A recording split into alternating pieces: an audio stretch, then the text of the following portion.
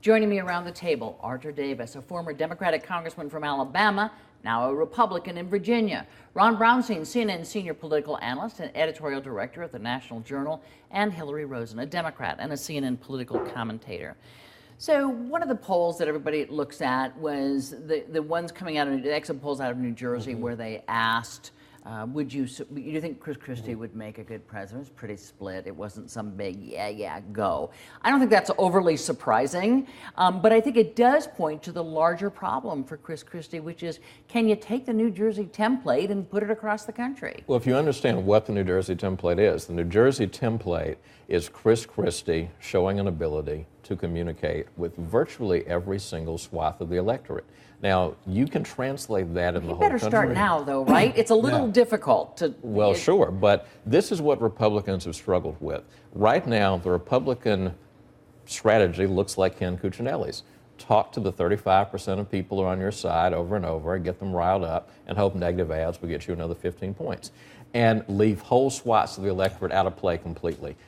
Christie seems to understand that doesn't give you any margin for error. Yeah, look, Mitt Romney won a higher share of the white vote than Ronald Reagan did in 1980, and he lost by 5 million votes. The Republican Party is not dealing with ideology at this point. They're dealing with math. In the end, in 2016, you simply have to improve your share of the vote among minorities, or the nominee is going to have to win an implausibly high percentage of whites, especially if it's Hillary Clinton. I mean, do you assume that she is going to lose white women by 14 points, the way Barack Obama did? In all likelihood, she will do better. Now, Chris Christie didn't do better among the minorities just by showing up. He actually took policy positions. He expanded Medicaid, which benefits a lot of uninsured Hispanics and African Americans. He supported in-state tuition for the children who are brought here illegally by their parents. He supports a pathway to citizenship for illegal immigrants. So in all of these, it's not that the Democratic hold on these voters is permanent and violent forever, but Republicans have to do things to try to break that hold, and those things include things that parts of their base don't want them to do. Well, exactly. And Hillary, let me and say what you want, but let me just turn you another corner, which is,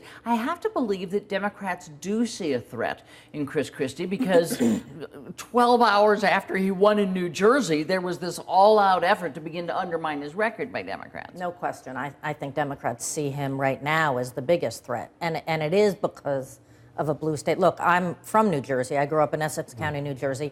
Half of my family would have voted for Chris Christie. As a governor, they saw a strong leader at a really difficult time for this state. Don't underestimate how important that was to minority voters, to moms, to other kinds of voters. And I just think that the issues in a national election are going to be completely different. But Christie has to get past what has historically been now for the last several elections, kind of a clown show of a Republican conservative primary. And to do that, he's going to be tough, and he's going to be straightforward, and he's going to be aggressive, but he's also going to be extremely conservative. And that's going to be to the center right and to the far right, beyond where the country is. Or is there a way to plot out the primaries, as you look, as Hillary Clinton at least tried to do, but that Barack Obama did a lot better, which is to look ahead and go, I can take this state, I can take this state, Iowa, And look, we've talked about this. This is the challenge, I think, for Chris Christie, if he runs, to have the confidence that Mitt Romney did not. The confidence to believe that you can win the nomination without making so many concessions to the populist conservative side of the party that you hobble yourself for the general election. There is a pathway, I believe, for a center-right candidate from the managerial side of the party, depending primarily on the more upscale, economically focused, college-educated, affluent voters, heavily in blue states, by the way. Romney did not believe he could win just with those voters. He made a series of commitments in the primaries, particularly self-deportation, that really hurt him in the general. The challenge for Christie would be to have the confidence to believe that you could win in a way that doesn't undermine your viability. Well, and instead of rallying the base, he's going to have to rally the Republicans that don't Christie generally has show a up. narrative. Christie has a narrative as governor of standing up to the teachers' unions and pressing for more accountability. He has a narrative as governor of standing up to the public employee unions and pushing for a more affordable and accountable pension plan. He has a narrative to the Tea Party types. He has a narrative to conservatives. Now, yes, he has some moderate positions that will counterbalance that, but unlike Mitt Romney, he does have a narrative to offer those voters, and that will give him an opportunity to put virtually every state in play in the primaries.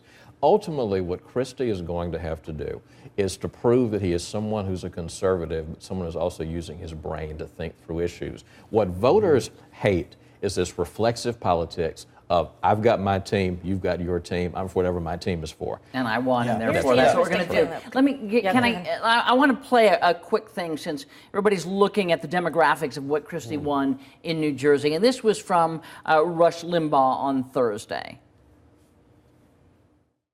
While the GOP establishment is understandably happy that Governor Christie won the Hispanic vote in New Jersey, if it ever came down to a presidential race between Hillary and Governor Christie, who's going to win the Hispanic vote?